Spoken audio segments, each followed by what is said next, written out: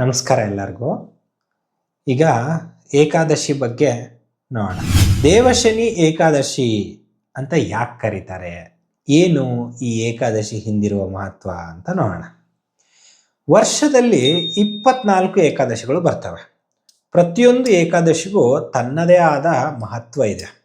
ಆದರೆ ಈ ಒಂದು ಏಕಾದಶಿ ಬಂದ ತಕ್ಷಣ ಎಲ್ಲರೂ ಚಾತುರ್ಮಾಸ್ಯ ಶುರುವಾಯಿತು ಅಂತ ಹೇಳೋದನ್ನು ನೀವು ಕೇಳಿರ್ತೀರ. ದೇವಾಲಯಗಳಲ್ಲೂ ಕೆಲವೊಂದಿಷ್ಟು ಆಚರಣೆಗಳು ಬದಲಾಗುತ್ತೆ. ಈ ಸಮಯದಲ್ಲಿ ಮಠಗಳಲ್ಲಿ ವಿಶೇಷ ನಿಯಮಗಳು ಆರಂಭ ಮಾಡ್ತಾರೆ. ಇದಕ್ಕೆ ಕಾರಣ ಏನು, ಇದರ ಹಿಂದಿರುವ ವಿಷಯ ಗೊತ್ತಾದರೆ ದೇವಶನಿ ಏಕಾದಶಿಯನ್ನು ಇನ್ನು ಮುಂದೆ ನಾವು ಸಾಮಾನ್ಯ ಏಕಾದಶಿ ಅಂತ ನೋಡಲ್ಲ. ನಾವು ವಿಷ್ಣು ಯೋಗ ನಿದ್ರೆಗೆ ಹೋಗ್ತಾನೆ ಅಂತ ಕೇಳಿದ್ದೀವಿ. ಇದು ಒಂದು ಆಚರಣೆಯ ಒಂದು ಭಾಗ ಮಾತ್ರ. ಇದರ ಹಿಂದೆ ಪ್ರಕೃತಿ ಇದೆ, ಋಷಿಗಳ ಜೀವನ ಇದೆ, ಧರ್ಮವನ್ನು ಉಳಿಸಿಕೊಳ್ಳುವ ಒಂದು ವ್ಯವಸ್ಥೆ ಇದೆ. ಒಮ್ಮೆ ಹಿಂದಿನ ಕಾಲವನ್ನು ಊಹೆ ಮಾಡ್ಕೊಂಡು ನೋಡೋಣ. ಈಗಿನ ಹಾಗೆ ರಸ್ತೆಗಳಿರಲಿಲ್ಲ, ವಾಹನಗಳಿರಲಿಲ್ಲ. ಋಷಿಗಳು, ಸನ್ಯಾಸಿಗಳು, ಗುರುಗಳು ಎಲ್ಲರೂ ಕಾಲ್ನಡಿಗೆಯಲ್ಲೇ ಒಂದೂರಿಂದ ಇನ್ನೊಂದೂರಿಗೆ ಹೋಗ್ತಿದ್ರು. ಆಗ ಮಳೆಗಾಲ ಶುರುವಾಗಿರ್ತಿತ್ತು, ಪ್ರಯಾಣ ಮಾಡೋದು ಕಷ್ಟ ಆಗ್ತಿತ್ತು, ದಾರಿ ಸರಿಯಾಗಿರ್ತಿರ್ಲಿಲ್ಲ, ಸಣ್ಣ ಜೀವ ಜಂತುಗಳು ನೆಲದ ಮೇಲೆ ಅಡ್ಡಾಡಕ್ಕೆ ಸ್ಟಾರ್ಟ್ ಆಗ್ತಿದ್ವು. ಇಂತಹ ಸಮಯದಲ್ಲಿ ಅನಗತ್ಯ ಸಂಚಾರ ಮಾಡಿದರೆ ಪ್ರಕೃತಿಗೂ ತೊಂದರೆ, ಜೀವಿಗಳಿಗೂ ತೊಂದರೆ, ಹಾಗೆ ಆ ವಿಷ ಜಂತುಗಳು ನಮಗೂ ಕೂಡ ತೊಂದರೆ ಮಾಡ್ಬೋದು. ಈ ಕಾರಣಕ್ಕಾಗಿ ಈ 4 ತಿಂಗಳುಗಳು ಒಂದೇ ಕಡೆ ಇದ್ದು ಜಪ ಮಾಡಿ, ಧ್ಯಾನ ಮಾಡಿ, ಶಾಸ್ತ್ರ ಅಧ್ಯಯನ ಮಾಡಿ, ಜನರಿಗೆ ಧರ್ಮದ ಮಾತುಗಳನ್ನು ಹೇಳಿ ಅನ್ನುವ ಒಂದು ಪರಂಪರೆ ಹುಟ್ಟುಕೊಳ್ತು. ಅದನ್ನೇ ನಾವು ಇಂದು ಚಾತುರ್ಮಾಸ ಅಂತ ಕರಿತೀವಿ.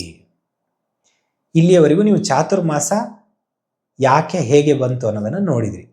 ಇಲ್ಲಿ ಇನ್ನೊಂದು ವಿಷಯ ಇದೆ. ಈ ಸಂಪ್ರದಾಯವನ್ನು ಕೇವಲ ಸನ್ಯಾಸಿಗಳಿಗೆ ಮಾತ್ರ ಮಾಡಿಲ್ಲ, ನಮಗೂ ಒಂದು ಸಂದೇಶ ಕೊಟ್ಟಿದ್ದಾರೆ. ಪ್ರತಿ ವರ್ಷ ಎಷ್ಟೇ ಕೆಲಸ ಇದ್ದರೂ ಕನಿಷ್ಠ 4 ತಿಂಗಳಾದರೂ ಜೀವನದಲ್ಲಿ ಒಂದು ಒಳ್ಳೆಯ ಹವ್ಯಾಸವನ್ನು ಶುರು ಮಾಡೋಣ, ಒಂದು ಕೆಟ್ಟ ಅಭ್ಯಾಸವನ್ನು ಬಿಟ್ಬಿಡೋಣ, ದೇವರ ನಾಮಸ್ಮರಣೆಯನ್ನು ಮಾಡೋಣ ಅಂತ ಹೇಳುವ ಕಾಲವೇ ಚತುರ್ಮಾಸ. ಅದಕ್ಕೆ ದೇವಶನಿ ಏಕಾದಶಿ ಒಂದು ತಿಥಿ ಮಾತ್ರ ಅಲ್ಲ, ಜೀವನದ ವೇಗವನ್ನು ಸ್ವಲ್ಪ ನಿಧಾನ ಮಾಡಿ ನಮ್ಮೊಳಗೆ ಒಮ್ಮೆ ನೋಡಿಕೊಳ್ಳುವ ಪ್ರಯಾಣವನ್ನು ಸ್ಟಾರ್ಟ್ ಮಾಡುವ ದಿನ ಇದು. ಸರಿ, ಈಗ ನೇರವಾಗಿ ಮುಂದಿನ ವಿಷಯಕ್ಕೆ ಹೋಗೋಣ. ಇನ್ನೊಂದು ಕುತೂಹಲಕಾರಿ ವಿಷಯ ಏನಂದರೆ, ದೇವಶನಿ ಏಕಾದಶಿಯಿಂದ ದೇವಾಲಯಗಳಲ್ಲೂ ಕೆಲವೊಂದಿಷ್ಟು ಬದಲಾವಣೆಗಳು ಶುರು ಆಗುತ್ತೆ ಅಂತ ಹೇಳಿದೆ ಈ ಹಿಂದೆ. ಅದು ಏನಂತ ನೋಡೋಣ. ಕೆಲವು ದೇವಸ್ಥಾನಗಳಲ್ಲಿ ವಿಶೇಷ ಸೇವೆಗಳನ್ನು ನಡೆಸ್ತಾರೆ. ಕೆಲವು ಕಡೆ ವಿಷ್ಣುವಿಗೆ ಶಯನೋತ್ಸವ ಮಾಡ್ತಾರೆ. ಮೃದುವಾದ ಹಾಸಿಗೆ, ತಲೆದಿಂಬು ಇಟ್ಟು ಭಕ್ತಿ ಭಾವದಿಂದ ಶಯನಕ್ಕೆ ಆಹ್ವಾನ ಮಾಡ್ತಾರೆ. ಮೊದಲು ಸಲ ನೋಡೋರಿಗೆ ಇದು ಕೇವಲ ಒಂದು ಆಚರಣೆ ಅಂತ ಅನಿಸ್ಬೋದು, ಆದರೆ ಅದರ ಹಿಂದೆ ಇರುವ ಭಾವನೆ ಬೇರೆ. ದೇವರನ್ನು ನಮ್ಮ ಮನೆಯ ಹಿರಿಯರಂತೆ ಕಾಣುವ ಸಂಪ್ರದಾಯ ನಮ್ಮಲ್ಲಿದೆ. ಬೆಳಿಗ್ಗೆ ಎಬ್ಸೋದು, ಸ್ನಾನ ಮಾಡಿಸೋದು, ಅಲಂಕಾರ ಮಾಡಿಸೋದು, ಊಟ, ನೈವೇದ್ಯ, ರಾತ್ರಿ ಶಯನ ಇವೆಲ್ಲವೂ ಆ ಭಾವನೆಯ ಒಂದು ಭಾಗ. ಇದಕ್ಕಾಗಿಯೇ ಈ ದಿನದ ಶಯನೋತ್ಸವಕ್ಕೂ ಇಷ್ಟು ಮಹತ್ವ ಕೊಟ್ಟಿದ್ದಾರೆ. ಇದು ಪೂರಿಯ ಜಗನ್ನಾಥ ದೇವಸ್ಥಾನದಲ್ಲಿರಲಿ ಅಥವಾ ಶ್ರೀರಂಗಂನಲ್ಲಿರಲಿ, ತಿರುಪತಿಯಾಗಿರಲಿ, ಬೇರೆ ಬೇರೆ ಸಂಪ್ರದಾಯಗಳ ಪ್ರಕಾರ ಆಚರಣೆಯು ಸ್ವಲ್ಪ ಬದಲಾವಣೆಗಳು ಆಗ್ಬೋದು, ಆದರೆ ಮೂಲ ಭಾವನೆ ಒಂದೇ. ಈ ದಿನದಂದು ಚತುರ್ಮಾಸದ ವಿಶೇಷ ಆರಂಭ ಎಂದು ಎಲ್ಲ ಆಚರಣೆಗಳು ನಮಗೆ ತಿಳಿಸ್ಕೊಡ್ತವೆ. ಇದೇ ಸಮಯದಲ್ಲಿ ಭಕ್ತರಿಗೂ ಒಂದು ಸೂಚನೆ ಕೊಡ್ತಾರೆ. ಹೊರಗಿನ ಓಡಾಟವನ್ನು ಕಡಿಮೆ ಮಾಡಿ ಒಳಗಿನ ಶಾಂತಿಯನ್ನು ಹೆಚ್ಚಿಸಿಕೊಳ್ಳಿ. ಆದರೆ ಈ 4 ತಿಂಗಳು ವಿಷ್ಣು ನಾಮಸ್ಮರಣೆಯ ಪಾರಾಯಣ, ಭಾಗವತ ಶ್ರವಣ, ಗೀತ ಪಾರಾಯಣ, ತುಳಸಿ ಪೂಜೆ, ದಾನ, ಧರ್ಮ ಇವುಗಳಿಗೆ ವಿಶೇಷ ಮಹತ್ವ ಬಂದಿದೆ. ಈಗ ಇನ್ನೊಂದು ಆಸಕ್ತಿ ವಿಷಯಕ್ಕೆ ಬರೋಣ. ವಿಷ್ಣು ಯೋಗ ನಿದ್ರೆಗೆ ಹೋಗ್ತಾರೆ ಅಂತ ಕೇಳಿದ್ವಿ. ಆದರೆ ಯೋಗ ನಿದ್ರೆ ಅಂದರೆ ನಿಜವಾದ ಅರ್ಥ ಏನು, ನಿಜವಾಗಿ ಏನು ಅನ್ನೋದನ್ನು ನೋಡೋಣ. ಅಕ್ಷರ ಸಹ ಅರ್ಥ ಮಾಡಿಕೊಳ್ಬೇಕಾ ಅಥವಾ ಇದರ ಹಿಂದೆ ಏನಾದರೂ ಆಧ್ಯಾತ್ಮಿಕ ಅರ್ಥ ಇದೆಯಾ ಅಂತ ನೋಡೋಣ. ನಮಗೆ ಗೊತ್ತಿರುವ ನಿದ್ರೆ ಬೇರೆ, ಯೋಗ ನಿದ್ರೆನೇ ಬೇರೆ. ನಾವು ಮಲಗಿರುವಾಗ ನಮ್ಮ ಅರಿವು ಕಡಿಮೆ ಆಗ್ತತಿ. ಹೊರಗಡೆ ಏನಾಗ್ತಿದೆ ಅನ್ನೋದು ನಮಗೆ ಅರಿವಿಗೆ ಬರಲ್ಲ, ಗೊತ್ತಾಗಲ್ಲ. ಆದರೆ ಯೋಗ ನಿದ್ರೆ ಹಾಗಲ್ಲ. ಹೊರಗೆ ನೋಡಿದರೆ ವಿಶ್ರಾಂತಿಯಲ್ಲಿರುವ ಹಾಗೆ ಕಾಣಿಸುತ್ತೆ, ಆದರೆ ಒಳಗೆ ನೋಡಿದರೆ ಸೃಷ್ಟಿಯ ನಿಯಮಗಳಲ್ಲಿ ಒಂದು ಕ್ಷಣ ಕೂಡ ತಪ್ಪಲ್ಲ, ಒಂದು ಕ್ಷಣ ಕೂಡ ನಿಲ್ಲಲ್ಲ. ಆ ಥರ ನೋಡ್ಕೊಳ್ತಾನೆ ವಿಷ್ಣು. ಸೂರ್ಯ ತನ್ನ ಸಮಯಕ್ಕೆ ಉದಯ ಆಗ್ತಾನೆ, ಚಂದ್ರ ತನ್ನ ಗತಿಯಲ್ಲಿ ತಾನು ಸುತ್ತನೇ ಇರ್ತಾನೆ, ಗ್ರಹಗಳು ತಮ್ಮ ದಾರಿಯಲ್ಲಿ ತಾವು ಇದ್ದೇ ಇರ್ತವೆ, ಋತುಗಳು ಬದಲಾಗ್ತಾನೆ ಇರ್ತವೆ, ಮಳೆಗಳು ಬರಬೇಕಾದ ಸಮಯಕ್ಕೆ ಬರುತ್ತೆ, ಗಾಳಿ ಬೀಸುತ್ತೆ. ಅಂದರೆ ಸೃಷ್ಟಿ ಚಕ್ರ ಯಾವುದೂ ನಿಲ್ಲಲ್ಲ, ಎಲ್ಲನೂ ತನ್ನ ಪಾಡಿಗೆ ತಾನು ನಡೀತಾನೆ ಇರುತ್ತೆ. ಹಾಗಾದರೆ ವಿಷ್ಣು ಯೋಗ ನಿದ್ರೆಯಲ್ಲಿ ಇದ್ದಾರೆ ಅಂದರೆ ಏನು? ಇದನ್ನು ತುಂಬ ಸುಂದರವಾಗಿ ಅರ್ಥ ಮಾಡಿಕೊಟ್ಟಿದ್ದಾರೆ. ಎಲ್ಲವನ್ನು ನಡೆಸುವ ಪರಮಶಕ್ತಿ ಒಂದು ಕ್ಷಣ ತನ್ನ ಕರ್ತವ್ಯದಿಂದ ಹಿಂದೆ ಸರಿಯಲ್ಲ. ಹೊರಗೆ ಶಾಂತವಾಗಿ ಕಾಣಿಸಿದ್ರು ಒಳಗೆ ಇಡೀ ಸೃಷ್ಟಿಯನ್ನೇ ಸಮತೋಲನದಲ್ಲಿ ಇಟ್ಕೊಂಡಿರ್ತಾರೆ. ಅದನ್ನೇ ಯೋಗ ನಿದ್ರೆ ಅನ್ನೋ ಪದದ ಮೂಲ ಅರ್ಥ. ಇದಕ್ಕೆ ಸಾಮಾನ್ಯ ನಿದ್ರೆಗೆ ಹೋಲಿಸಬಾರ್ದು. ಇದನ್ನ ಯೋಗಿಗಳ ಸ್ಥಿತಿ, ಪರಮಾತ್ಮನ ಸ್ಥಿತಿ. ಕಣ್ಣು ಮುಚ್ಕೊಂಡಿದ್ದಾರೆ ಅಂದರೆ ಕೆಲಸ ನಿಂತೋಯ್ತು ಅನ್ನೋ ಅರ್ಥ ಅಲ್ಲ. ಕಾಣಿಸಿಕೊಳ್ಳದ ರೀತಿಯಲ್ಲಿ ಸೃಷ್ಟಿಯನ್ನು ನಡೆಸ್ಕೊಂಡು ಹೋಗ್ತಾ ಇದ್ದಾರೆ ಎಂದು ಇದರ ಅರ್ಥ. ಯೋಗ ನಿದ್ರೆ ನಿಜವಾದ ಭಾವನೆ ಇದಾಗತ್ತೆ. ಸರಿ, ಆದಿಶೇಷನ ಮೇಲೆ ವಿಷ್ಣು ಯಾಕೆ ಶಯನ ಮಾಡ್ತಾರೆ ಅನ್ನೋ ಪ್ರಶ್ನೆ ಕೂಡ ಈಗ ನೋಡೋಣ. ಪುರಾಣಗಳಲ್ಲಿ ಬರುವ ಪ್ರತಿಯೊಂದು ಚಿತ್ರಕ್ಕೂ ಒಂದು ಅರ್ಥ ಇರುತ್ತೆ. ಆದಿಶೇಷ ಅಂದರೆ ಸಾಮಾನ್ಯವಾದ ಹಾವಲ್ಲ, ಅನಂತ ತತ್ವದ ಕಡೆಗೆ, ಅನಂತ ತತ್ವದ ಸಂಕೇತವನ್ನು ತೋರಿಸುತ್ತೆ. ಕಾಲಕ್ಕೆ ಕೊನೆ ಇಲ್ಲ, ಸೃಷ್ಟಿಗೆ ಕೊನೆ ಇಲ್ಲ, ಅದನ್ನೇ ಅನಂತ ಅನ್ನೋ ರೂಪ ನಮಗೆ ತೋರಿಸ್ಕೊಡೋದು. ಇನ್ನೊಂದು ವಿಶೇಷ ಏನಂದರೆ ಆದಿಶೇಷನ ಸಾವಿರಾರು ಹೆಡೆಗಳು ಸಾವಿರ ದಿಕ್ಕಿನಲ್ಲಿ ಜಾಗೃತಿಯನ್ನು ಸೂಚಿಸುವ ಸಂಕೇತ ಅಂತ ಸಾಕಷ್ಟು ಜನ ಆಚಾರ್ಯರು ಹೇಳ್ತಾರೆ. ಅಂದರೆ ಪರಮಾತ್ಮ ವಿಶ್ರಾಂತಿಯಲ್ಲಿದ್ದರೂ ಸೃಷ್ಟಿಯ ಮೇಲಿರುವ ಕಾಳಜಿ ಒಂದು ಕಿಂಚಿತ್ತು ಕೂಡ ಕಡಿಮೆ ಆಗಿಲ್ಲ ಅನ್ನೋ ಅರ್ಥ ತೋರಿಸುತ್ತೆ. ಲಕ್ಷ್ಮೀದೇವಿ ಪಾದ ಸೇವೆ ಮಾಡ್ತಿರೋ ರೂಪದಲ್ಲಿ ಸುಮ್ಮನೆ ಚಿತ್ರ ಬಿಡಿಸಿಲ್ಲ. ಐಶ್ವರ್ಯ, ಕರುಣೆ, ಸೇವೆ, ಸಮರ್ಪಣೆ ಇವೆಲ್ಲವೂ ಪರಮಾತ್ಮನ ಜೊತೆ ಯಾವಾಗಲೂ ಇರ್ತವೆ ಅನ್ನೋದು ಈ ಒಂದು ದೃಶ್ಯದ ಅರ್ಥ ಹೇಳಿಬಿಡುತ್ತೆ ನಮಗೆ. ಅದಕ್ಕೆ ಈ ರೂಪವನ್ನು ನೋಡಿದಾಗ ದೇವರು ಮಲಗಿದ್ದಾನೆ ಅಂತ ಮಾತ್ರ ಯೋಚಿಸಬಾರ್ದು. ಇಡೀ ಸೃಷ್ಟಿಯ ರಹಸ್ಯವನ್ನು ಒಂದು ಚಿತ್ರದಲ್ಲಿ ಹಿಡಿದಿಟ್ಟಿದ್ದಾರೆ ಅನ್ನೋ ದೃಷ್ಟಿಯಿಂದ ನಾವು ನೋಡಿದಾಗ ಮಾತ್ರ ಅದು ಆಳವಾಗಿ ಅರ್ಥ ಆಗುತ್ತೆ. ದೇವಶನಿ ಏಕಾದಶಿಯ ದಿನದಂದು ಇನ್ನೊಂದು ವಿಶೇಷ ಆಚರಣೆ ಶುರುವಾಗತ್ತೆ. ಅದೇ ತುಳಸಿ ಸೇವೆ. 4 ತಿಂಗಳು ತುಳಸಿ ಪೂಜೆ, ತುಳಸಿ ಪ್ರದಕ್ಷಿಣೆ, ತುಳಸಿ ಮುಂದೆ ದೀಪ ಹಚ್ಚೋದು. ಇವುಗಳಿಗೆ ಯಾಕೆ ಇಷ್ಟು ಮಹತ್ವ ಕೊಟ್ಟಿದ್ದಾರೆ ಅಂದರೆ ತುಳಸಿ ವಿಷ್ಣುವಿಗೆ ಅತ್ಯಂತ ಪ್ರಿಯ. ಅದಕ್ಕೆ ವಿಷ್ಣುವಿನ ಆರಾಧನೆ ಮಾಡಿದಾಗ ತುಳಸಿ ಪೂಜೆ ಇಲ್ಲದೆ ಆ ಪೂಜೆ ಅಪೂರ್ಣ ಆಗುತ್ತೆ ಅಂತ ಹೇಳ್ತಾರೆ. ಹಲವಾರು ವೈಷ್ಣವ ಸಂಪ್ರದಾಯಗಳಲ್ಲಿ ಈ ನಂಬಿಕೆ ಇದೆ. ಆದರೆ ಇದರ ಹಿಂದೆ ಇನ್ನೊಂದು ಅರ್ಥನೂ ಇದೆ. ಮಳೆಗಾಲದ ವಾತಾವರಣ ಬೇರೆ. ಈ ವಾತಾವರಣಗಳ ಬದಲಾವಣೆಗಳಿಂದಾಗಿ ದೇಹದಲ್ಲಿ ಆರೋಗ್ಯದಲ್ಲೂ ಬದಲಾವಣೆಗಳಾಗ್ತವೆ. ನಮ್ಮ ಹಿರಿಯರು ಆಧ್ಯಾತ್ಮಿಕ ಆಚರಣೆಯ ಜೊತೆಗೆ ಆರೋಗ್ಯದ ಸಂಬಂಧ ಕೂಡ ಇರುವ ಪದ್ಧತಿಗಳನ್ನು ಸೇರಿಸ್ಕೊಂಡಿದ್ರು. ಮನೆಯ ಅಂಗಳದಲ್ಲಿ ತುಳಸಿ ಬೆಳೆಸೋದು, ಪ್ರತಿದಿನ ಅದರ ಸುತ್ತು ಪ್ರದಕ್ಷಿಣೆ ಹಾಕೋದು, ದೀಪ ಹಚ್ಚೋದು, ಇವೆಲ್ಲ ಸೇರಿ ಜೀವನದ ಒಂದು ಭಾಗನೇ ಆಗ್ಬಿಟ್ಟಿರುತ್ತೆ. ಅದಕ್ಕೆ ಚತುರ್ಮಾಸದ ದಿನಗಳಲ್ಲಿ ತುಳಸಿ ಸೇವೆಗೆ ಇನ್ನಷ್ಟು ಹೆಚ್ಚು ಮಹತ್ವ ಬಂತು. ಯಾಕಂದರೆ ಮಳೆಗಾಲದ ಸಮಯ ಇರೋದ್ರಿಂದ ನೆನಪಿರಲಿ. ಈ ಸಮಯದಲ್ಲಿ ವಿಷ್ಣು ಸಹಸ್ರನಾಮ, ಭಗವದ್ಗೀತೆ, ಭಾಗವತ ಪಾರಾಯಣ ಜೊತೆಗೆ ತುಳಸಿ ದಳ ಅರ್ಪಣೆ ಮಾಡ್ತಾ ವಿಷ್ಣುವನ್ನು ಆರಾಧಿಸಿದರೆ ವಿಶೇಷ ಪುಣ್ಯ ಸಿಗುತ್ತೆ ಅಂತ ಅನಂತ ಪದ್ಮ ಪುರಾಣ, ಸ್ಕಂದ ಪುರಾಣ ಸೇರಿದಂತೆ ಹಲವು ವೈಷ್ಣವ ಸಂಪ್ರದಾಯಗಳು ಇದನ್ನು ಹೇಳ್ತಾ ಬಂದಿದ್ದಾವೆ. ಇದನ್ನು ನೋಡಿದಾಗ ಒಂದು ವಿಷಯ ಸ್ಪಷ್ಟ ಆಗುತ್ತೆ. ದೇವಶನಿ ಏಕಾದಶಿ ಮಾತ್ರ ಒಂದು ದಿನದ ವ್ರತ ಮಾತ್ರ ಅಲ್ಲ, 4 ತಿಂಗಳು ನಡೆಯುವ ಒಂದು ಆಧ್ಯಾತ್ಮಿಕ ಜೀವನದ ಕ್ರಮ ಆರಂಭ ಆಗುವ ಸಮಯ. ಈಗ ಒಂದು ಕಥೆನ ನೋಡೋಣ. ಶ್ರೀಕೃಷ್ಣನು ಯುಧಿಷ್ಠಿರನಿಗೆ ಹೇಳಿರೋ ಒಂದು ಕತೆ ಬರುತ್ತೆ. ಅದರೊಳಗೆ ಹೇಮಾಮಾಲಿ, ವಿಶಾಲಾಕ್ಷಿಯ ಕತೆ ಬರುತ್ತೆ. ಏಕಾದಶಿಯ ಮಹಿಮೆ ಎಷ್ಟು ದೊಡ್ಡದು ಅನ್ನೋದು ಒಂದು ಘಟನೆಯ ಮೂಲಕ ಹೇಳ್ತೀನಿ. ಬಹಳ ಹಿಂದೆ ಕುಬೇರ ಅಲಕಾಪುರಿಯಲ್ಲಿ ಹೇಮಾಮಾಲಿ ಅನ್ನೋ ಒಬ್ಬ ಯಕ್ಷನಿದ್ದ. ಪ್ರತಿದಿನ ಬೆಳಗ್ಗೆ ಮಾನಸ ಸರೋವರಕ್ಕೆ ಹೋಗಿ ಸುಗಂಧ ಭರಿತ ಹೂಗಳನ್ನು ತಂದು ಶಿವಪೂಜೆ ಕೊಡೋದು ಅವನ ಕೆಲಸ. ಒಂದು ದಿನ ಹೂಗಳನ್ನು ತೆಗೆದುಕೊಂಡು ಬಂದ. ಆದರೆ ಅರಮನೆಗೆ ಹೋಗೋ ಬದಲು ನೇರವಾಗಿ ತನ್ನ ಹೆಂಡತಿ ಹತ್ರ ಹೋದ. ವಿಶಾಲಾಕ್ಷಿ ಜೊತೆ ಮಾತಾಡ್ತಾ ಅಲ್ಲೇ ಕಾಲ ಕಳೆದ್ಬಿಟ್ಟ. ಹೆಂಗ್ ಸಮಯ ಹೋಯ್ತೋ ಗೊತ್ತಾಗ್ಲಿಲ್ಲ.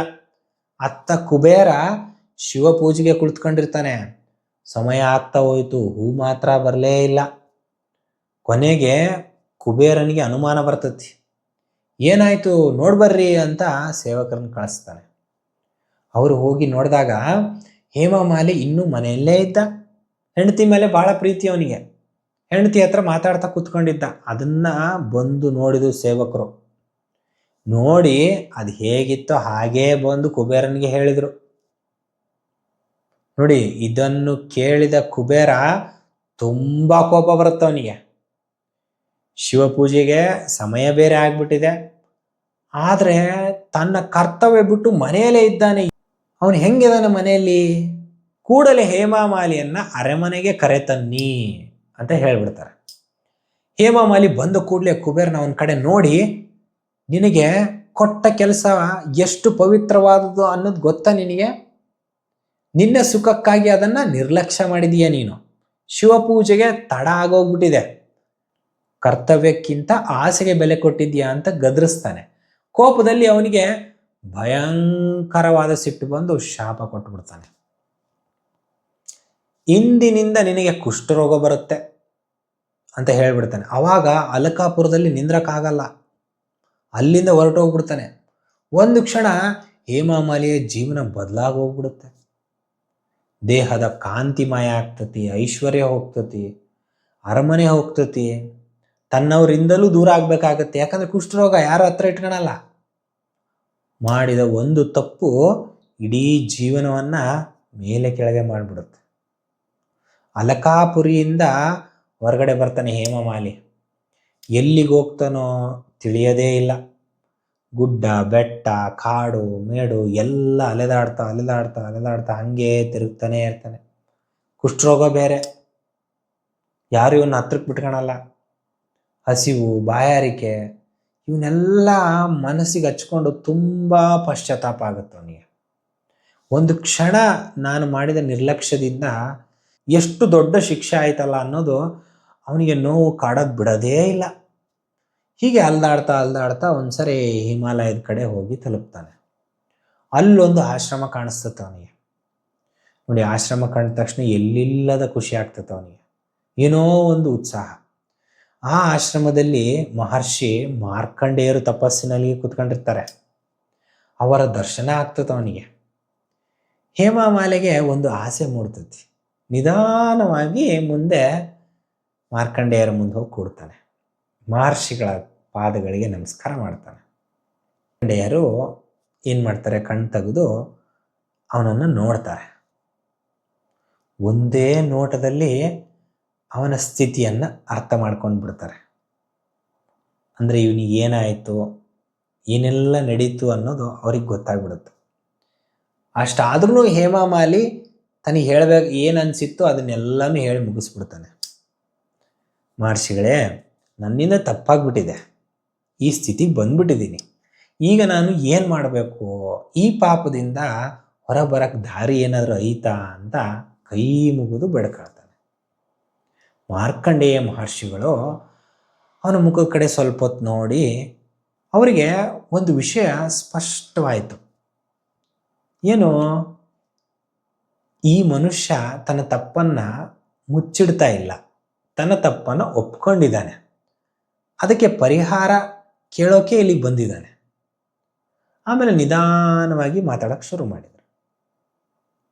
ನೋಡು, ಜೀವನದಲ್ಲಿ ತಪ್ಪು ಮಾಡದೇ ಇರುವವರು ಯಾರೂ ಇಲ್ಲ. ಆದರೆ ತಪ್ಪು ಮಾಡಿದ ಮೇಲೆ ಅದನ್ನು ಸಮರ್ಥಿಸಿಕೊಳ್ಬಾರ್ದು. ನೀನು ಸಮರ್ಥನೆ ಮಾಡ್ತಿಲ್ಲ, ಒಪ್ಕೊಂಡಿರೋದಕ್ಕೆ ನಿನಗೆ ದಾರಿ ಹೇಳ್ತೀನಿ ಅಂತ ಹೇಳ್ತಾರೆ. ಇನ್ನೇನು ಕೆಲವೇ ದಿನಗಳಲ್ಲಿ ಆಷಾಢ ಮಾಸ ಶುಕ್ಲ ಪಕ್ಷದ ಏಕಾದಶಿ ಬರುತ್ತೆ. ಈ ದಿನದ ಏಕಾದಶಿಯನ್ನು ದೇವಶನಿ ಏಕಾದಶಿ ಎಂದು ಕರೀತಾರೆ. ನೋಡಿ, ಯಾವಾಗಿರೋದು ದೇವಶನಿ ಏಕಾದಶಿ? 25/7/2026. ಈ ಏಕಾದಶಿಯನ್ನು ದೇವಶನಿ ಏಕಾದಶಿ ಅಂತ ಕರೀತಾರೆ. ಈ ವ್ರತ ತುಂಬ ಮಹಿಮೆಯಿಂದ ಕೂಡಿದೆ. ಮನಸ್ಸು, ಮಾತು, ದೇಹ ಇವನ್ನೆಲ್ಲವನ್ನು ಸಾಧ್ಯವಾದಷ್ಟು ಶುದ್ಧವಾಗಿಟ್ಕೊಂಡು ಈ ವ್ರತವನ್ನು ಆಚರಣೆ ಮಾಡು. ಇಡೀ ದಿನ ವಿಷ್ಣುವಿನ ನಾಮಸ್ಮರಣೆ, ರಾತ್ರಿ ಜಾಗರಣೆ ಮಾಡು, ಸಾಧ್ಯವಾದರೆ ಭಗವಂತನ ಗುಣಗಳನ್ನು ಕೇಳಿಸ್ಕೊ, ಮರುದಿನ ದ್ವಾದಶಿಯ ನಿಯಮದಂತೆ ಪಾರಾಯಣೆ ಮಾಡು. ಈ ವ್ರತವನ್ನು ಭಕ್ತಿಯಿಂದ ಆಚರಿಸಿದ್ದೇ ಆದರೆ ಪಾಪದ ಭಾರ ನಿನಗೆ ಕಡಿಮೆ ಆಗುತ್ತೆ, ಮನಸ್ಸಿಗೆ ಶಾಂತಿ ಸಿಗುತ್ತೆ, ಕೃಷ್ಣನ ಕೃಪೆ ಸಿಗುತ್ತೆ ಅಂತ ಮಾರ್ಕಂಡೇಯ ಋಷಿಗಳು ಹೇಮಾಮಾಲಿಗೆ ಈ ಮಾತನ್ನು ಹೇಳ್ತಾರೆ. ಬದುಕಿನಲ್ಲಿ ಒಂದು ಆಶಾಕಿರಣ ಕಾಣಿಸುತ್ತೆ ಹೇಮಾಮಾಲಿಗೆ. ಅವನು ಅಲ್ಲಿಂದ ಹೊರಡುವಾಗ ಒಂದು ನಿರ್ಧಾರ ಮಾಡಿಕೊಂಡ. ಈ ಬಾರಿ ನಾನು ಯಾವ ತಪ್ಪು ಮಾಡಿಲ್ಲ, ಮಹರ್ಷಿಗಳು ಹೇಳಿದ ಹಾಗೆ ಈ ವ್ರತವನ್ನು ಆಚಾರ ಮಾಡ್ತೀನಿ ಅಂತ ಮನಸ್ಸಿನಲ್ಲೇ ಸಂಕಲ್ಪ ಮಾಡಿಕೊಂಡು ಅಲ್ಲಿಂದನೇ ಹೊರಟ. ಮಾರ್ಕಂಡೇಯರು ಹೇಳಿದ ಪ್ರತಿಯೊಂದು ಮಾತನ್ನು ಹೇಮಾಮಾಲಿ ಮನಸ್ಸಿನಲ್ಲಿ ಇಟ್ಕೊಂಡಿದ್ದ. ಆಷಾಢ ಮಾಸ ಶುಕ್ಲ ಪಕ್ಷ ಏಕಾದಶಿ ತಿಥಿ ಬಂದ ತಕ್ಷಣ ಬೆಳಿಗ್ಗೆ ಎದ್ದು ಸ್ನಾನ ಮಾಡಿ ನದಿಯಲ್ಲಿ ಸ್ನಾನ ಮಾಡ್ತಾನೆ. ಶುದ್ಧವಾದ ಮನಸ್ಸಿನಿಂದ ಮಹಾವಿಷ್ಣುವಿನ ಮುಂದೆ ಕೂತ್ಕೊಂಡು ಪ್ರಾರ್ಥನೆ ಮಾಡ್ತಾನೆ. ನಾನು ಮಾಡಿದ ತಪ್ಪಿಗೆ ಕ್ಷಮೆಯನ್ನು ಕೊಡು ಪರಮಾತ್ಮ, ಮತ್ತೆ ಅದೇ ತಪ್ಪನ್ನು ಮಾಡದಂತೆ ನನ್ನನ್ನು ಕಾಪಾಡು ಅಂತ ಭಕ್ತಿಯಿಂದ ಬೇಡ್ಕೊಳ್ತಾನೆ. ಹೇಳ್ತಾರಲ್ಲ, ಎನ್ನ ತಪ್ಪು ಅನಂತ ಕೋಟಿ, ನಿನ್ನ ಸೈರಣಿಗೆ ಲೆಕ್ಕವಿಲ್ಲ ಅಂತ.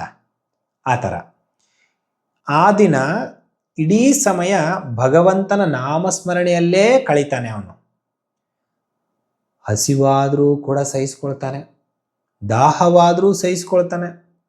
ಮನಸ್ಸು ಮಾತ್ರ ಎಲ್ಲಿಯೂ ಅಲೆದಾಡದಂತೆ ವಿಷ್ಣುವಿನ ಮೇಲೆ ಕೇಂದ್ರೀಕೃತವಾಗಿಟ್ಟು ಧ್ಯಾನ ಮಾಡ್ತಾ ಕೂಡ್ತಾನೆ. ರಾತ್ರಿ ಕೂಡ ಸಾಧ್ಯವಾಗದಷ್ಟು ಜಾಗರಣೆ ಮಾಡ್ತಾನೆ. ಮರುದಿನ ದ್ವಾದಶಿಯಲ್ಲಿ ನಿಯಮದಂತೆ ವ್ರತ ಮುಗಿಸ್ತಾನೆ. ವ್ರತ ಮುಗಿದ ಕೆಲವೇ ಕ್ಷಣಗಳಲ್ಲಿ ಒಂದು ಆಶ್ಚರ್ಯಕರ ಬದಲಾವಣೆ ಕಾಣಿಸೋಕೆ ಶುರು ಆಗುತ್ತೆ ಅವನಿಗೆ. ಕುಷ್ಠರೋಗ ನಿಧಾನವಾಗಿ ಮಾಯ ಆಗೋಕ್ಕೆ ಸ್ಟಾರ್ಟ್ ಆಗುತ್ತೆ. ದೇಹದಲ್ಲಿ ಕಾಂತಿ ಮತ್ತೆ ಬರುತ್ತೆ. ಶಾಪದ ಪರಿಣಾಮ ಕಡಿಮೆ ಆಗ್ತಾ ಇದೆ, ಕಡಿಮೆ ಆಗ್ತಾ ಹೋಯ್ತು, ಹೋಗೇ ಬಿಡ್ತು ಅನ್ನೋದು ಅವನಿಗೆ ಗೊತ್ತಾಗುತ್ತೆ. ಕೆಲವೇ ದಿನಗಳಲ್ಲಿ ಅವನು ಮೊದಲಂತೆ ಆಗ್ತಾನೆ, ಆರೋಗ್ಯವಂತನಾಗ್ತಾನೆ. ಅಷ್ಟೇ ಅಲ್ಲ, ಕುಬೇರನ ಕೋಪವೂ ತಣ್ಣಗಾಯಿತು. ಹೇಮಾಮಾಲಿಗೆ ಆದ ಪಶ್ಚಾತ್ತಾಪ ನಿಜವಾಗ್ಲೂ ಪಶ್ಚಾತ್ತಾಪ ಆಗಿದೆ ಅಂತ ಗೊತ್ತಾದ ತಕ್ಷಣ ಮತ್ತೆ ಅವನನ್ನು ಸೇವಕನನ್ನಾಗಿ ಸೇರಿಸ್ಕೊಳ್ಳೋಕ್ಕೆ ಒಪ್ಪಿಗೆ ಕೊಡ್ತಾರೆ. ಹೀಗೆ ಒಂದು ದಿನ ಏಕಾದಶಿ ವ್ರತ ಒಬ್ಬನ ಜೀವನವನ್ನು ಸಂಪೂರ್ಣವಾಗಿ ಬದಲಾವಣೆ ಮಾಡಿತು. ಈ ಕಥೆಯ ಹಿಂದೆ ಒಂದು ವಿಷಯವನ್ನು ಸ್ಪಷ್ಟವಾಗಿ ಹೇಳ್ತೀನಿ. ಭಗವಂತನಿಗೆ ಶಿಕ್ಷೆ ಕೊಡೋದ್ರಲ್ಲಿ ಆಸಕ್ತಿ ಇಲ್ಲ.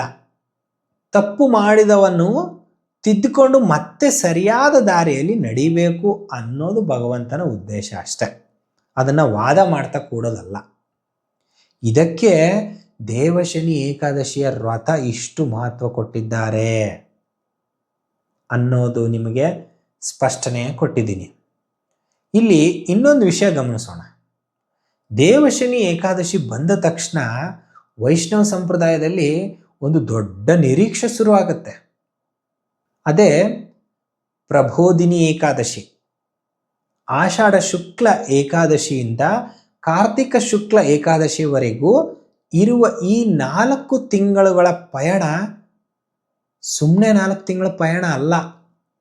ಈ ಅವಧಿಯಲ್ಲಿ ಎಷ್ಟು ಹಬ್ಬಗಳು ಬರ್ತಾವೆ ಗೊತ್ತಾ? ಜಸ್ಟ್ ವಿಚಾರ ಮಾಡಿ. 4 ತಿಂಗಳಲ್ಲಿ ಅತ್ಯಂತ ಪವಿತ್ರವಾದ ಹಬ್ಬಗಳು ಬರ್ತವೆ.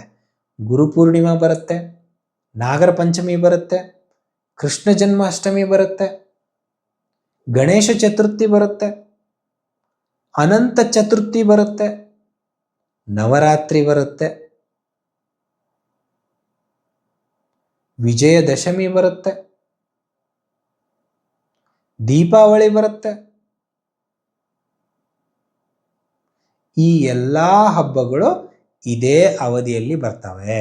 ಈ 4 ತಿಂಗಳು ಮನುಷ್ಯನ ಮನಸ್ಸು ನಿಧಾನವಾಗಿ ಆಧ್ಯಾತ್ಮಿಕತೆಯ ಕಡೆಗೆ ಕರೆದುಕೊಂಡು ಹೋಗುವ ಹಾಗೆ ನಮ್ಮ ಋಷಿಮುನಿಗಳು ಒಂದು ಅದ್ಭುತವಾದ ವ್ಯವಸ್ಥೆಯನ್ನು ಮಾಡಿಕೊಟ್ಟಿದ್ದಾರೆ ನಮಗೆ. ಒಂದು ಹಬ್ಬ ಮುಗಿದ ತಕ್ಷಣ ಇನ್ನೊಂದು ಹಬ್ಬ, ಒಂದು ವ್ರತ ಮುಗಿದ ತಕ್ಷಣ ಇನ್ನೊಂದು ವ್ರತ. ಭಗವಂತನ ನೆನಪು ಜೀವನದಿಂದ ದೂರ ಆಗದಂತೆ ಈ ಅವಧಿಯನ್ನು ರೂಪಿಸಿಕೊಟ್ರು. ಕೊನೆಗೆ ಕಾರ್ತಿಕ ಶುಕ್ಲ ಏಕಾದಶಿ ಬರುತ್ತೆ. ಆ ದಿನವನ್ನೇ ಪ್ರಬೋಧಿನಿ ಏಕಾದಶಿ ಅಂತ ಕರೀತಾರೆ. ಆ ದಿನ ವಿಷ್ಣು ಯೋಗ ನಿದ್ರೆಯಿಂದ ಎದ್ದರು ಅನ್ನೋ ಆಚರಣೆ ನಡೆಯುತ್ತೆ. ಅದಕ್ಕೆ ದೇವಶನಿ ಏಕಾದಶಿ ಮತ್ತು ಪ್ರಬೋಧಿನಿ ಏಕಾದಶಿ ಎರಡನ್ನು ಬೇರೆ ಬೇರೆ ವ್ರತ ಅಂತ ನೋಡಬಾರ್ದು. ಒಂದರಿಂದ ಶುರು ಆಗೋ ಆಧ್ಯಾತ್ಮಿಕ ಪಯಣ ಇದು. ಈಗ ದೇವಶನಿ ಏಕಾದಶಿಯಂದು ಯಾವೆಲ್ಲ ಆಚರಣೆಗಳನ್ನು ಮಾಡ್ತಾರೆ ಅನ್ನೋದನ್ನು ನೋಡೋಣ. ಬಹಳಷ್ಟು ಜನ ಈ ದಿನ ಬೆಳಿಗ್ಗೆ ಬ್ರಾಹ್ಮಿ ಮುಹೂರ್ತದಲ್ಲಿ ಎದ್ದು ಸ್ನಾನ ಮಾಡ್ತಾರೆ. ನದಿ ಸ್ನಾನ ಮಾಡಿದರೆ ಇನ್ನೂ ಒಳ್ಳೆಯದು, ಗಂಗಾ ಜಲ ಹಾಕಿ ಸ್ನಾನ ಮಾಡಿದರೆ ಇನ್ನೂ ಒಳ್ಳೆಯದು. ಸಾಧ್ಯವಾದರೆ ಸರೋವರ ಅಥವಾ ತೀರ್ಥಕ್ಷೇತ್ರ ಸ್ನಾನ ಮಾಡಿದರೆ ಇನ್ನೂ ಒಳ್ಳೆಯದು. ಅದು ಸಾಧ್ಯವಾಗದೇ ಇದ್ದರೆ ಮನೆಯಲ್ಲಿ ಸ್ನಾನ ಮಾಡಿ ಶುದ್ಧವಾದ ಬಟ್ಟೆ ಧರಿಸಿ ಪೂಜೆ ಶುರು ಮಾಡ್ತಾರೆ. ಪೂಜೆ ಜಾಗದಲ್ಲಿ ಶ್ರೀ ಮಹಾವಿಷ್ಣು ಅಥವಾ ಶ್ರೀಮನ್ನಾರಾಯಣನ ಚಿತ್ರ, ವಿಗ್ರಹ ಅಥವಾ ಸಾಲಿಗ್ರಾಮವನ್ನಾಗಲಿ ಪ್ರತಿಷ್ಠಾಪನೆ ಮಾಡಿ ಪೂಜೆ ಮಾಡೋಕ್ಕೆ ಸ್ಟಾರ್ಟ್ ಮಾಡ್ತಾರೆ. ತುಳಸಿ ದಳ, ಹಳದಿ ಹೂವು, ಕಮಲ, ಚಂದನ, ಅಕ್ಷತೆ, ಪಂಚಾಮೃತ ಇವುಗಳಿಂದ ಭಗವಂತನಿಗೆ ಅರ್ಚನೆ ಮಾಡೋದು ಉಂಟು. ಓಂ ನಮೋ ನಾರಾಯಣ, ಓಂ ನಮೋ ಭಗವತೆ ವಾಸುದೇವಾಯ ಅಥವಾ ವಿಷ್ಣು ಸಹಸ್ರನಾಮ ಪಾರಾಯಣ ಮಾಡೋದು ಈ ದಿನ ಅತ್ಯಂತ ಶುಭಕರ ಅಂತ ಹೇಳ್ತಾರೆ. ಈ ದಿನ ಉಪವಾಸವನ್ನು ಪ್ರತಿಯೊಬ್ಬರು ತಮ್ಮ ತಮ್ಮ ಆರೋಗ್ಯಕ್ಕೆ ತಕ್ಕಂತೆ ಆಚರಿಸಬೇಕು. ಕೆಲವರು ನಿರ್ಜಲ ಉಪವಾಸ ಮಾಡ್ತಾರೆ, ಕೆಲವರು ನೀರು ಮಾತ್ರ ಸೇವಿಸ್ತಾರೆ, ಇನ್ನು ಕೆಲವರು ಹಣ್ಣು, ಹಾಲು ಅಥವಾ ಸಾತ್ವಿಕ ಆಹಾರ ಸೇವನೆ ಮಾಡಿ ಉಪವಾಸ ಮಾಡೋರು ಇದ್ದಾರೆ. ಆದರೆ ಉಪವಾಸ ಮುಖ್ಯ ಉದ್ದೇಶ ಅಲ್ಲ, ದೇಹಕ್ಕೆ ಕಷ್ಟ ಕೊಡೋದಲ್ಲ, ಮನಸ್ಸನ್ನು ನಿಯಂತ್ರಿಸೋದು, ಇಂದ್ರಿಯಗಳ ಮೇಲೆ ಹಿಡಿತವನ್ನು ಸಾಧಿಸೋದು, ಭಗವಂತನ ಧ್ಯಾನದಲ್ಲಿ ಹೆಚ್ಚು ಸಮಯ ಕಳೆಯೋದು ಬಹಳ ಇಂಪಾರ್ಟೆಂಟ್. ಸಂಜೆ ವಿಷ್ಣುವಿನ ಮುಂದೆ ದೀಪ ಹಚ್ಚಿ ಭಜನೆ, ನಾಮಕೀರ್ತನೆ, ಹರಿಕತೆ ಅಥವಾ ವಿಷ್ಣುವಿನ ಮಹಿಮೆಯನ್ನು ಕೇಳ್ತಾರೆ. ಸಾಧ್ಯವಾದರೆ ರಾತ್ರಿ ಜಾಗರಣೆ ಕೂಡ ಮಾಡ್ತಾರೆ. ಯಾಕಂದರೆ ಆ ರಾತ್ರಿ ಮನಸ್ಸನ್ನು ಭಗವಂತನಲ್ಲೇ ನೆಲೆಸಿರಲಿ ಅನ್ನೋದು ಅದರ ಹಿಂದಿನ ಉದ್ದೇಶ. ಮರುದಿನ ದ್ವಾದಶಿಯಲ್ಲಿ ನಿಯಮದಂತೆ ಪಾರಾಯಣೆ ಮಾಡಿ ಸಾಧ್ಯವಾದರೆ ಭಕ್ತರಿಗೆ, ಅವಶ್ಯಕತೆ ಇರುವಂಥವರಿಗೆ ಅನ್ನದಾನ, ವಸ್ತ್ರದಾನ, ದಕ್ಷಿಣೆಯನ್ನು ಕೊಡ್ತಾರೆ. ಈ ವ್ರತವನ್ನು ಭಕ್ತಿಯಿಂದ ಆಚರಿಸಿದವರಿಗೆ ಹಿಂದಿನ ಪಾಪಗಳು ಕ್ಷೀಣ ಆಗುತ್ತೆ ಅಂತ ನಂಬಿಕೆ ಇದೆ. ಆದರೆ ಇದನ್ನು ತಪ್ಪಾಗಿ ಅರ್ಥ ಮಾಡ್ಕೊಳ್ಬಾರ್ದು. ಉದ್ದೇಶಪೂರ್ವಕವಾಗಿ ತಪ್ಪು ಮಾಡಿ ನಂತರ ವ್ರತ ಮಾಡಿದರೆ ಎಲ್ಲವೂ ಮುಗಿದೋಗುತ್ತೆ ಅನ್ನೋ ಅರ್ಥ ಅಲ್ಲ. ನಿಜವಾದ ಪಶ್ಚಾತ್ತಾಪ, ಸತ್ಪ್ರವೃತ್ತಿ ಮತ್ತು ಭಕ್ತಿ ಇದ್ದಾಗ ಈ ವ್ರತ ಇನ್ನಷ್ಟು ಹೆಚ್ಚಿನ ಮಹತ್ವವನ್ನು ಪಡೆಯುತ್ತೆ. ಈ ಏಕಾದಶಿಯು ಮನಸ್ಸಿಗೆ ಒಂದು ಹೊಸ ಆರಂಭ ಕೊಡೋ ದಿನ, ಕೆಟ್ಟ ಹವ್ಯಾಸಗಳನ್ನು ಬಿಡೋ ದಿನ, ಸಂಕಲ್ಪ ಮಾಡೋ ದಿನ, ಇವನ್ನೆಲ್ಲ ಮಾಡೋಕ್ಕೆ ಒಳ್ಳೆ ಸಮಯ ಇದು. ಕಡಿಮೆ ಕೋಪ ಮಾಡಿಕೊಳ್ಬೇಕು, ಸುಳ್ಳು ಹೇಳೋದನ್ನು ಬಿಡಬೇಕು, ಅಗತ್ಯವಿಲ್ಲದ ಮಾತುಗಳನ್ನು ಕಡಿಮೆ ಮಾಡಬೇಕು, ಸಾಧ್ಯವಾದಷ್ಟು ಸುಳ್ಳು ಹೇಳೋದನ್ನು ಬಿಡಬೇಕು. ಪ್ರತಿದಿನ ಸ್ವಲ್ಪ ಸಮಯ ಭಗವಂತನ ಸ್ಮರಣೆಯನ್ನು ಮಾಡಬೇಕು. ಇಂಥ ಒಳ್ಳೆಯ ನಿರ್ಧಾರವನ್ನು ತೆಗೆದುಕೊಳ್ಳೋಕ್ಕೆ ಇದು ಮೊದಲನೇ ದಿನ, ಚತುರ್ಮಾಸದ ಮೊದಲನೇ ದಿನ ಅಂತ. 4 ತಿಂಗಳು ಇದನ್ನು ಅಭ್ಯಾಸ ಮಾಡಿಕೊಳ್ಳೋಕ್ಕೆ ಸಾಕಷ್ಟು ಅವಕಾಶ ಸಿಗುತ್ತೆ. ಇನ್ನೊಂದು ವಿಶೇಷ ಅಂದರೆ, ಈ ಅವಧಿಯಲ್ಲಿ ಅನೇಕ ಸಾಧು ಸಂತರು ಒಂದೇ ಸ್ಥಳದಲ್ಲಿ ತಂಗಿ ಪ್ರವಚನ, ಪಾರಾಯಣ, ಭಜನೆ ಮತ್ತು ಧಾರ್ಮಿಕ ಕಾರ್ಯಗಳನ್ನು ನಡೆಸೋ ಸಂಪ್ರದಾಯ ಇದೆ. ಸಾಕಷ್ಟು ದೇವಸ್ಥಾನಗಳಲ್ಲಿ ಶ್ರಾವಣ ಮಾಸ ಪುರಾಣ ಅಂತ ಮಾಡ್ತಿರ್ತಾರೆ, ನೀವು ಕೇಳಿರ್ಬೋದು. ಹಿಂದಿನ ಕಾಲದಲ್ಲಿ ಮಳೆಗಾಲದಲ್ಲಿ ನಿರಂತರ ಸಂಚಾರ ಮಾಡೋದು ಕಷ್ಟ ಆಗ್ತಿತ್ತು. ಆದ ಕಾರಣ ಋಷಿಗಳು ಮತ್ತು ಯತಿಗಳು ಒಂದೇ ಸ್ಥಳದಲ್ಲಿ ತಂಗಿ ಜನರಿಗೆ ಧರ್ಮೋಪದೇಶ ಮಾಡ್ತಿದ್ರು. ಆದ್ದರಿಂದ ಗ್ರಾಮಗಳಲ್ಲಿಯೂ ಪಟ್ಟಣಗಳಲ್ಲಿಯೂ ಧಾರ್ಮಿಕ ವಾತಾವರಣ ನಿರ್ಮಾಣ ಆಗ್ತಿತ್ತು. ಹೀಗಾಗಿ ದೇವಶನಿ ಏಕಾದಶಿ ಅನ್ನೋದು ಕೇವಲ ಒಂದು ಉಪವಾಸದ ದಿನ ಅಲ್ಲ, ವ್ಯಕ್ತಿಯ ಜೀವನಕ್ಕೂ ಸಮಾಜಕ್ಕೂ ಆಧ್ಯಾತ್ಮಿಕ ಬದುಕಿಗೂ ಹೊಸ ದಿಕ್ಕನ್ನು ತೋರಿಸುವ ಒಂದು ಮಹತ್ವದ ಆರಂಭ ಅನ್ಬೋದು.